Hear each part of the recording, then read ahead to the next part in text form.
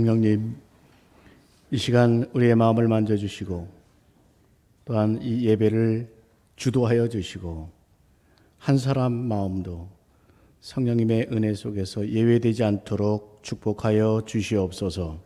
예수님의 이름으로 기도하옵나이다. 아멘.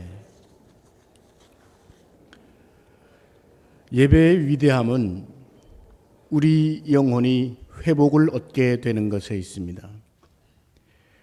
하나님께서 예배를 통해 하늘의 은혜를 부어주셔서 영혼이 강건하게 되고 모든 삶의 자리에도 복이 되도록 인도해 주시는 것입니다. 성공적인 예배는 감사의 마음이 키워드입니다. 시편 50편 23절에 감사로 제사를 드리는 자가 나를 영화롭게 하나니 그의 행위를 옳게 하는 자에게 내가 하나님의 구원을 보이리라 하셨습니다.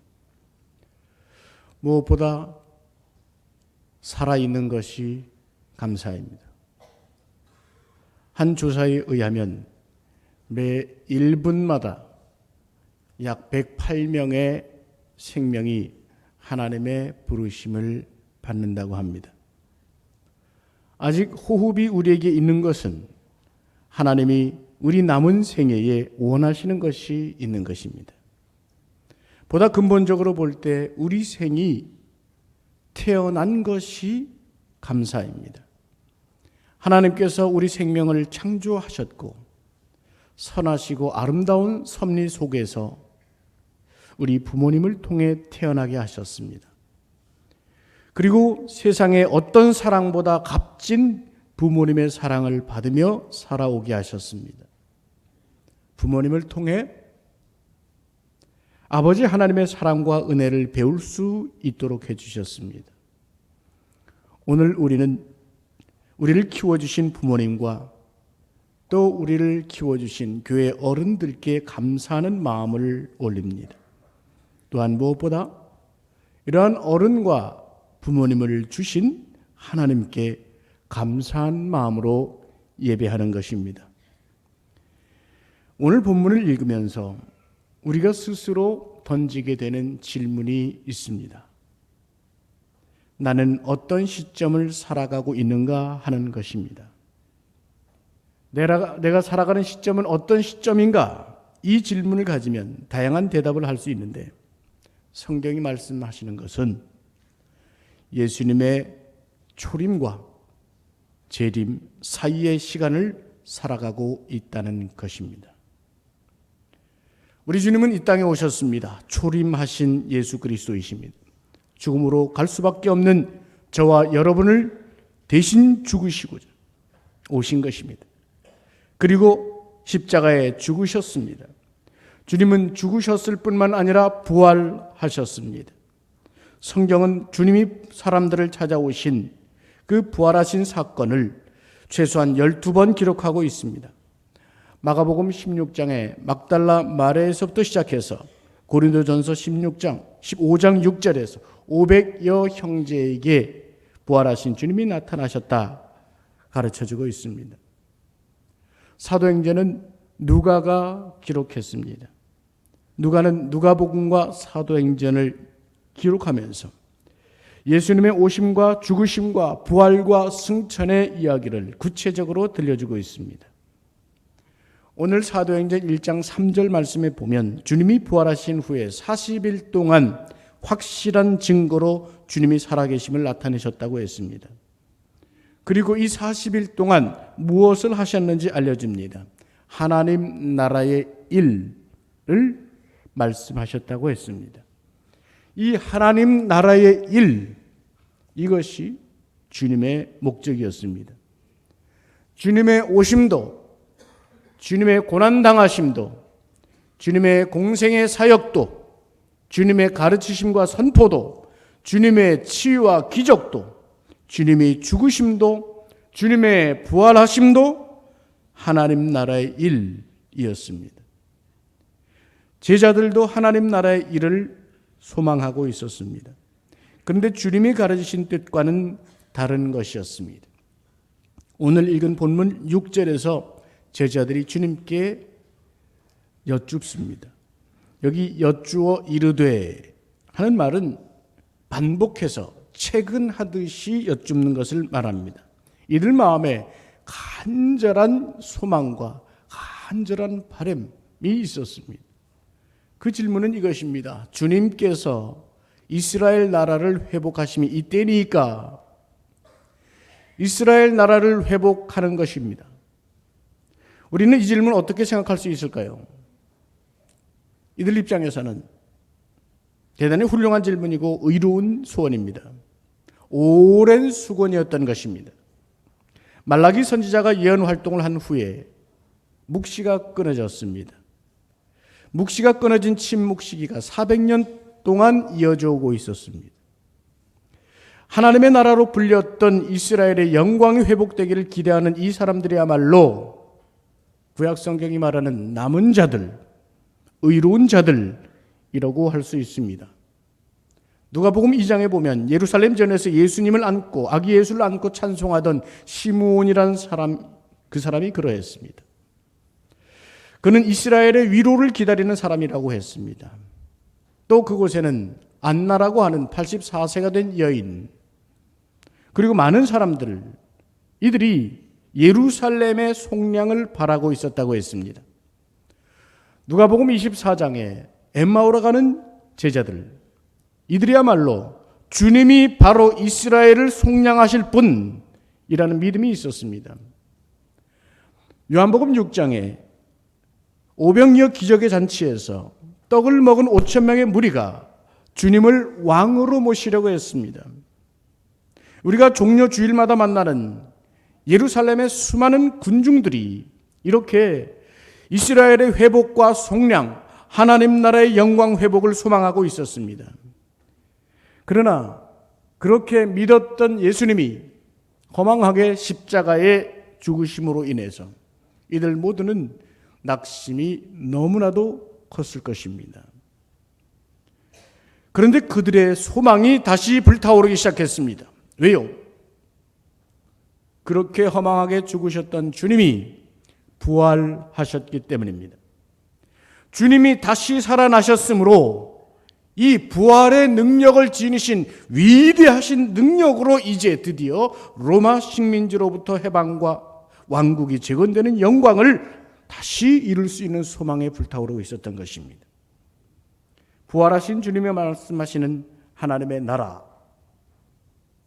Kingdom of God이라고 합니다. 이 나라, 왕국, Kingdom이라는 말을 듣고 이 사도들이 바로 자신들이 꿈꾸던 그 내용을 상상하고 있었던 것입니다. 오늘도 많은 사람들이 국가, 나라 혹은 왕국 이런 말을 하면 지상의 나라들을 생각합니다. 요르단의 핫셈 왕국이나 태국, 일본, 영국 같은 왕국들을 생각하게 될 것입니다. 그러나 주님이 말씀하시는 나라는, 하나님의 나라는 영토적 개념이 아니었음을 우리가 생각해야 됩니다. 이 제자들에게 하신 주님의 대답에 오늘 우리에게 확실한 믿음의 길을 제시합니다. 첫 번째, 하나님의 나라는 영역의 개념이 아니라 통치의 의미였습니다. 하나님의 통치, 하나님의 다스리심의 의미입니다. 주님께서는 이스라엘 나라를 회복하심이 이때니까 라고 때를 묻는 제자들에게 때와 시기는 아버지께서 자신의 권한에 두셨으니 너희의 알 바 아니요 라고 말씀하십니다. 너희들은 알 것 없다, 무시하는 말이 아닙니다. 때라는 말의 크로노스는 우리가 지상에서 느끼는 흐르는 시간 개념입니다. 기한이라는 말의 카이로스는 하나님이 정하신 천상의 시간을 말할 것입니다. 주님의 말씀은 이 모든 시간, 이 모두가 내가 정한 것이 아니라 아버지께서 아신다라고 말씀하신 것입니다. 주님은 모르신다는 뜻이기도 합니다.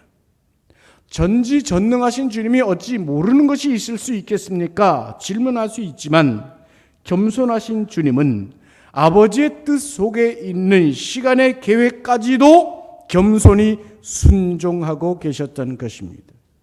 주님은 작정하셔서 그 때를 모르기로 그리고 아버지의 뜻에 온전히 순종하기로 하신 것입니다. 이스라엘의 혼례 절차에는 두 번의 결혼식이 있습니다. 약혼과 정혼입니다. 남녀가 만나게 되고 약혼을 하게 되면 결혼의 법적 절차가 성립이 된 것입니다. 이미 결혼은 된 것입니다. 그러나 아직 합방을 할 수는 없습니다. 남편과 아내는 그로부터 최소한 1년간 결혼을 위해서 준비를 합니다.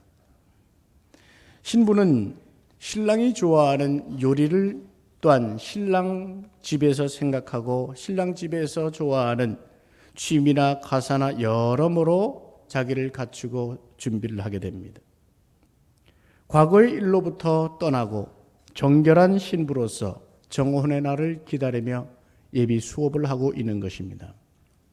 신랑은 집으로 돌아가서 1년간 아버지와 함께 부부가 앞으로 지내게 될 새 집을 짓습니다. 두 사람이 안전하고 행복한 집을 안전하게 지낼 수 있는 집을 짓고 자녀들을 두고 가정을 이룰 준비를 해나갑니다.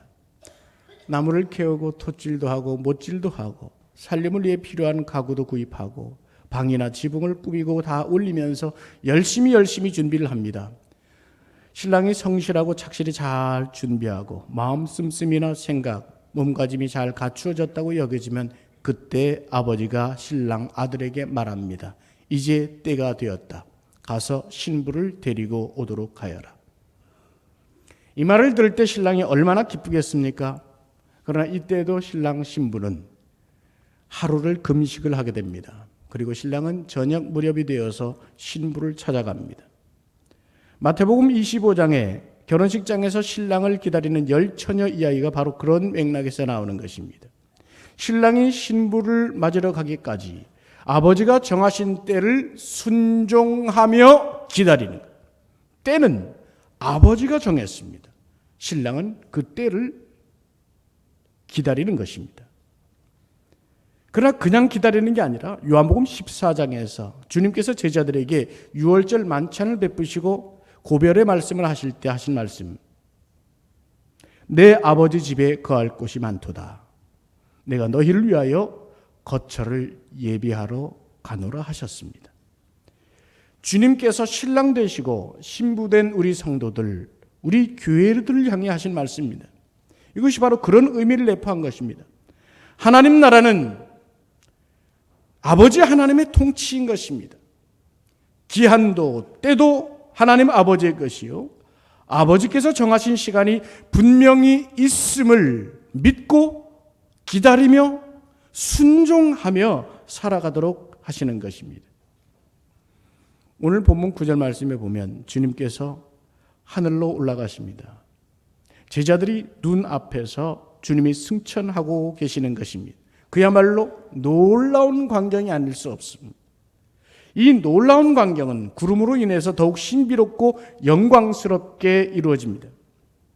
변화산상에서 주님이 구름에 쌓인 것처럼 이스라엘 백성들이 하나님께서 주신 장막을 바라볼 때 그 장막 위에 하나님의 영광이 구름의 형상으로 가득하였다고 했습니다. 바로 그 모습처럼 구름이 하늘로 오르시는 주님의 모습을 가려 보이지 않게 합니다. 하늘로 올리우시는 신령한 모습, 신현의 모습이 바로 여기에 있습니다. 제자들이 이 광경을 정신없이 바라보고 있었습니다. 바로 그때 11절에 보면 천사들이 그들 곁에 서서 말씀합니다. 우리 다 같이 11절 말씀을 다시 한번 읽겠습니다. 함께 하십시다. 이르되 갈릴리 사람들아 어찌하여 하늘을 너희 가운데서 하늘로 올려주신 이 예수는 하늘로 가심을 본 그대로 오시리라 하였느니라. 아멘. 주님께서 다시 오심을 분명히 약속하고 계시는 것입니다. 에베소서 4장 10절의 말씀대로 주님은 만물을 충만하게 하시기 위해 하늘에 오르셨습니다. 하나님의 보좌 우편에 앉아 계시고 제자들이 본 모습처럼 하늘로 가시던 구름으로 들이운 신현의 현상으로 다시 오시는 것입니다. 주님의 초림은 하나님의 통치를 여신 사건이었습니다. 사탄의 계략으로 인해서 죽음으로 가는 시간 속에 하나님의 통치의 시간을 새롭게 여신 것입니다. 그리고 초대교회로부터 오늘 우리들에 이르기까지 하나님 나라의 통치 속으로 우리를 품어주고 계시는 것입니다. 그리고 다가오는 재림의 시기가 있는 것입니다. 주님의 재림은 심판의 날이 됩니다. 마태복음 26장 64절의 기록처럼 인자가 권능의 우편에 앉아 있는 것과 하늘 구름을 타고 오는 것을 너희가 보리라 하셨습니다. 마가복음 13장 26절에서도 그때 인자가 구름을 타고 큰 권능과 영광으로 오는 것을 사람들이 보리라 하셨습니다. 요한복음 14장 3절에서 믿음을 지킨 성도들에게, 제자들에게 사랑하는 마음으로 이렇게 말씀하십니다. 가서 너희를 위하여 거처를 예비하면 내가 다시 와서 너희를 내게로 영접하여 나 있는 곳에 너희도 있게 하리라 약속하셨던 것입니다. 재림은 구원의 완성이요 하나님 통치의 완성인 것입니다. 우리는 이 초림과 재림 사이의 시간 속에서 예수님께서 열어주신 하나님 나라에 속한 자들입니다. 그리고 이 사이 시간에 마지막 때가 가까웠습니다. 마지막 때의 징조들을 마가복음에서는 세 가지로 우리에게 들려줍니다. 주님께서 마가복음 13장에서 마지막 때의 징조를 세 가지로 알려주시는데 그 세 가지는 미혹입니다. 재난입니다. 핍박입니다. 각종 인터넷 디지털 문명과 수많은 소통의 도구들이 있으면서 새롭게 탄생하면서 그것이 편리의 도구로 쓰이고 있는 것 같지만 오히려 악한 일로 쓰이면서 지금 인류 역사 이래 사람들을 미혹하는 일들이 최고로 성행하고 있습니다. 도리어 편리를 위해서 만들고 소통을 위해서 만들었다는 이 SNS를 통해서 사람들의 미혹이 최고로 성행하고 있다는 말입니다. 세계 여러 나라들이 핵무기 위협뿐만 아니라 종교 간, 민족 간, 종족 간, 사상 간 여러 가지 갈등으로 전쟁과 재난의 위협이 되어가고 있습니다. 예수 그리스도를 믿으며 살아가는 사람들이 점점 세상 속에서 핍박의 대상이 되고 있습니다. 초림과 재림의 이 사이 시간 속에서 지금 벌어지고 있는 일들입니다. 이 사이에서 안타깝게도 하나님의 나라를 거부하는 사람들은 죽음의 길로 급히 달려가고 있습니다. 믿음을 붙잡은 사람들은 하나님의 통치 속에서 길이길이 살아남게 될 것입니다. 오늘 우리들이 하나님 나라 속에서 흔들리지 않는 믿음을 가지고 이 말세의 지말에 주님께서 다시 오실 이날 믿음을 굳게 붙들고 살아갈 수 있기를 바랍니다. 둘째, 주님은 제자들의 마음을 성령님을 향하여 인도하고 있습니다. 초림과 재림의 시간 속에서 제자들이 살아남는 능력을 주님께서 예비하셨는데 그것은 바로 성령님이셨습니다. 주님께서 승천하시고 다시 오실 때까지 제자들을 돌보시는 것 정도가 아니라 오히려 권능을 주시겠다고 했습니다. 많이들 들어보셨죠? 권능이란 말 두나미스, 다이너마이트의 원어라고요. 예, 맞습니다. 두나미스, 원어, 두나민, 이것은 당대에서 표현할 수 있는 가장 폭발력 있는, 모든 폭발력 있는 중에 가장 거대한 폭발력을 지닌 그 표현입니다. 성령님이 임하셔서 무엇과도 바꿀 수 없는 가장 센 능력, 권능, 이것을 부어주실 것이다 말씀하신 것입니다. 오늘 인류는 대단히 강해진 것 같습니다. 인류 문명도 대단히 강해진 것 같습니다. 원자폭탄, 수소폭탄, 중성자탄, 핵폭탄의 위력을 보이면서 하나님이 보내주신 성령님의 역사는 위축되고 있는 것으로 보입니다. 성령님의 역사로 인해서 병든 자가 노임을 받고 민족과 교회가 대각성 운동이 일어나고 성도들의 모임 중에 불붙는 감동과 사랑과 눈물의 역사들이 있고 기도하는 자들의 심령에 하나님의 영의 어루만지심으로 기쁨과 감격과 또한 하늘에 주시는 지혜와 감동이 넘치는 바로 그런 역사들이 이제 무관심해지는 시대인 것 같습니다. 이것은 말세의 중요한 현상일 수 있습니다. 주님은 누가복음 18장 8장에서 이렇게 말씀합니다. 그러나 인자가 올 때에 세상에서 믿음을 보겠느냐? 인자가 올 때에 세상에서 믿음을 보겠느냐? 마지막 때에 믿음으로 깨어 있도록 경고하시는 말씀인 것입니다. 성령님의 권능은 하나님이 주신 파워입니다. 영원하신 영이요, 그 영을 통하여 우리가 감사를 느끼고 평강을 주시고 지혜의 영이 되고 살리는 영이 되시는 것이 성령님의 권능이요 역사인 것입니다. 그러나 세상의 문명이 어떠합니까? 세상과 문명의 파워는 인류 문화의 소산이지만 불안을 가져오고 고독을 주고 무언가 대단한 지식을 주는 것 같지만 일시적인 것이요, 살리는 것보다 죽음으로 인도하고 있는 것입니다. 하나님의 영은 따뜻하며 사랑과 생명으로 인도하지만 인류의 문화 뒤에 숨어서 믿음의 사람들조차 공격하고 넘어뜨리려고 하는 저 악한 영은 차갑고 냉랭하고 죽음으로 인도하고 있는 것입니다. 하나님의 통치에 있는 자는 성령님의 은혜 속에 있는 것을 믿으시길 바랍니다. 성령님의 권능 속에 있습니다. 세상 무엇으로도 파괴할 수 없는 가장 센, 가장 능력 있는, 가장 위대한 그 능력 말입니다. 어떤 악한 세력도 찌를 수 없는 성령님의 능력이 지켜주시고 붙드시고 활동하고 계시는 것입니다. 오늘 우리는 성령님으로 살아가고 있음을 고백해야 합니다. 세상 문화에 젖어서 냉랭해지고 메말랐던 영들이 다시금 성령님으로 뜨거워지고 그 영혼이 강건해지고 그 영혼이 참으로 강건히 살찌고 그래야 세상 속에서도 승리하게 될 수 있는 것입니다. 그 길이 무엇입니까?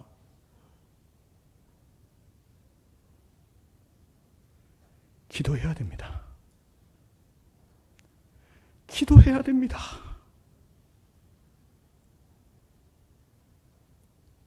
기도해야 됩니다. 정말로 간절히 기도해야 됩니다.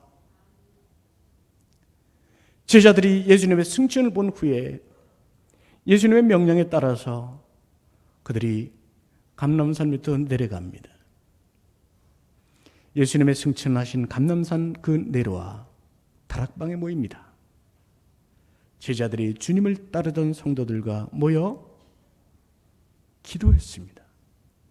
더불어 마음을 같이하여 오로지 기도에 힘쓰더라. 거기에 성령의 역사가 나타납니다. 요한복음 14장 26절에서 주님은 제자들에게 말씀합니다. 내가 아버지께 구하겠으니 그가 또 다른 보혜사를 너에게 보내사 영원토록 너희와 함께 있게 하겠다고 말입니다. 보혜사, 파라클레토스, 위로의 영이십니다. 능력의 영이십니다. 힘있게 권능으로 돌보아 주시는 영이십니다. 여러분이 힘들고 어렵고 고독하고 낙심이 될 때 무엇으로 위로를 구하고 계십니까? 우리가 어려운 일을 당할 때 무엇으로 길을 찾고 무엇으로 답을 찾고 있습니까? 우리 가정에 어려움이 있을 때 무엇으로 힘을 얻고 무엇으로 답을 얻고 무엇으로 해결책을 찾고 있습니까? 길이 없습니까? 길이 안 보이십니까? 답답하십니까? 주님께서 보내신 성령님이라는 가장 큰 선물, 그게 우리 성령님이 우리에게 있는데 우리는 어디에서 길을 찾고 있습니까? 하나님의 영입니다. 저 우주에 가득한 모든 지혜와 질서, 능력 다 지니신 우리 하나님, 창조주 하나님의 영, 그 살아계신 하나님의 그 영, 그 영이 내게 선물로 주어졌다 이 말입니다. 어느 목사님이 밤낮 그 말씀으로 예를 드시죠. 어린이한테 밖에 출근할 때마다 100원씩 줬다고요. 100원씩 뺏고 진짜 어느 날 100원짜리가 없어서 500원짜리를 꺼내줬대요. 그랬더니 이 아이가 보니까 100원이 아니니까 팽개치더래요. 그냥 100원 이러더라는 겁니다. 하나님께서 가장 값진 것, 그 아들 예수 그리스도를 죽이시고 승천시키시면서 이제 하나님의 영으로 그 권능으로 부어주셨단 말입니다. 기도하며 간구하며 성령을 충만하여 살아가는 그 은혜, 그 복 우리가 누리며 살아가야 되지 않겠습니까? 우리 성도된 베들의 가족들이 성령님을 모시고 성령님의 인도하심을 따라 참으로 영혼이 잘 되고 강건해서 인생에도 승리하는 이 말세의 지말의 승리자들이 되어야 될 줄로 믿습니다. 마지막 세 번째요. 주님은 성령님의 권능을 통해 증인으로 살아가는 사명을 말씀하십니다. 마태복음 3장 16절에서 주님께서 세례를 받으실 때, 주님께서도 세례를 받으실 때 성령과 능력으로 기름 부으심을 받았다고 했습니다. 공생애의 사역에 나가기에 앞서서 성령으로 기름 부으심을 받았다는 것입니다. 이제 제자들도 주님이 하셨던 하나님 나라 그 통치의 전파자, 선포자가 되어야 합니다. 예수님의 증인으로서 말입니다. 무엇이 필요합니까? 성령의 권능이었습니다. 두나민이라는 것은 증인으로서의 사역을 수행하기 위해서 반드시 필요한 능력이었습니다. 그러므로 모든 사역자는 성령의 권능을 받아야 하는 것입니다. 성령의 능력, 성령 세례를 받고 성령님의 지도하심을 받고 성령님의 인도하심을 따라야 사역할 수 있는 것입니다. 성령님을 받게 되면 사역하게 된다는 뜻이요, 사역을 하기 위해서는 성령님의 역사가 있어야 된다는 것이고 성령 세례를 받아야 한다는 것이고 성령의 권능을 입어야 된다는 말입니다. 즉 사역 이퀄 권능.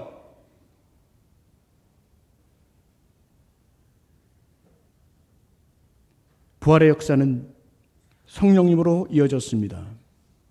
그리고 부활로 이루어진 하나님 나라 예수님을 증거하도록 하신 것입니다.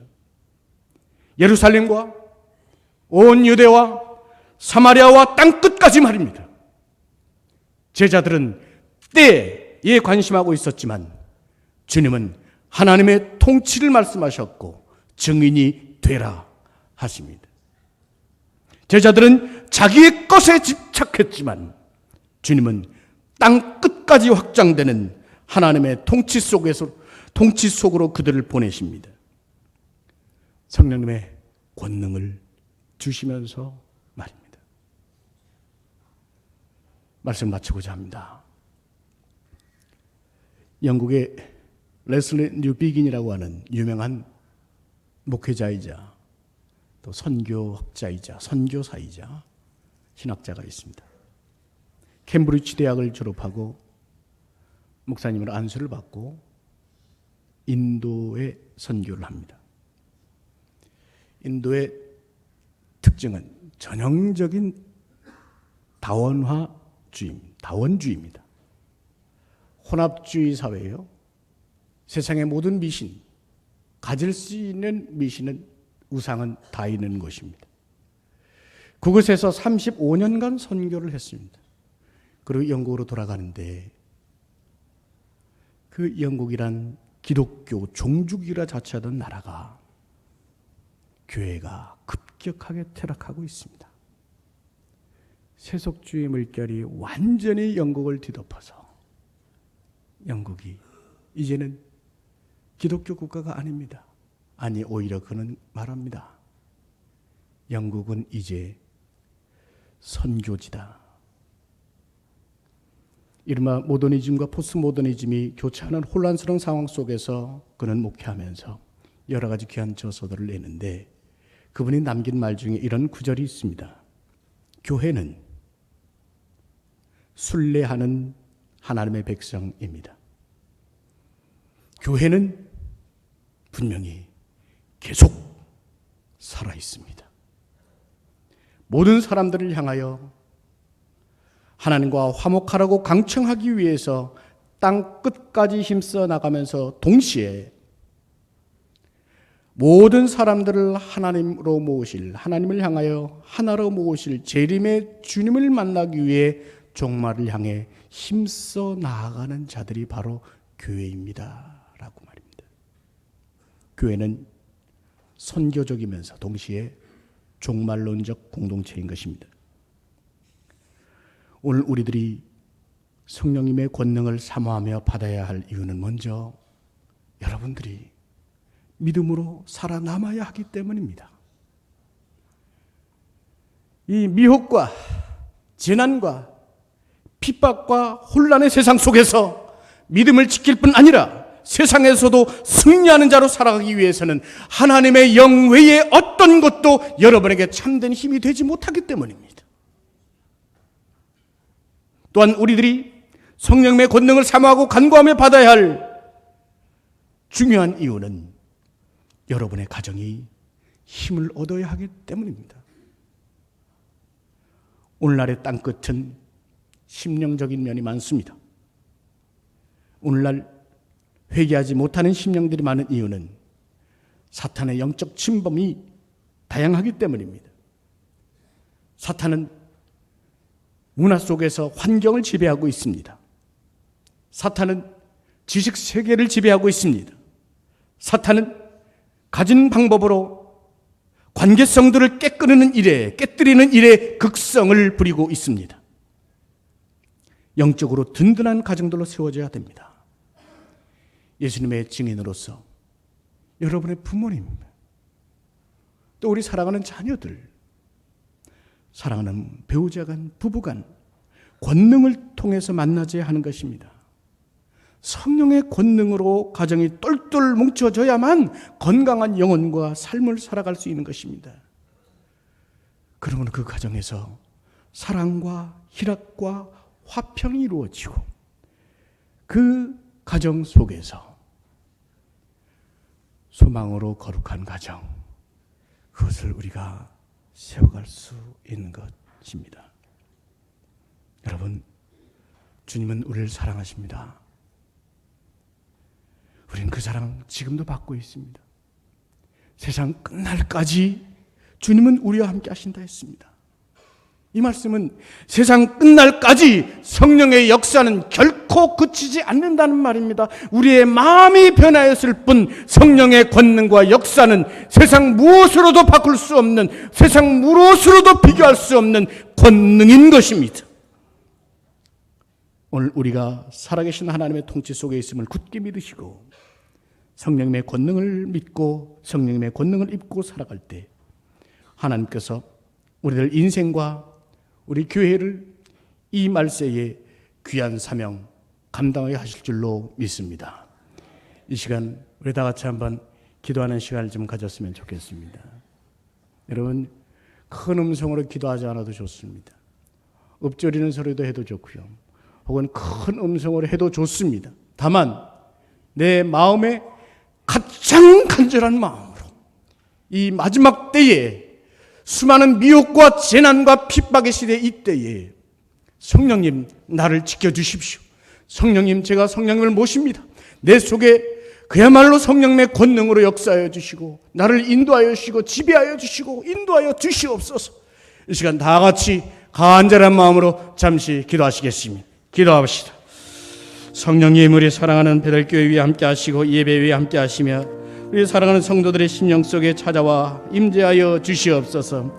한 영혼이라도 성령님의 권능에 낙오되는 자가 없게 하여 주시고 성령님의 역사에 제외되는 자가 없게 하여 주시옵소서.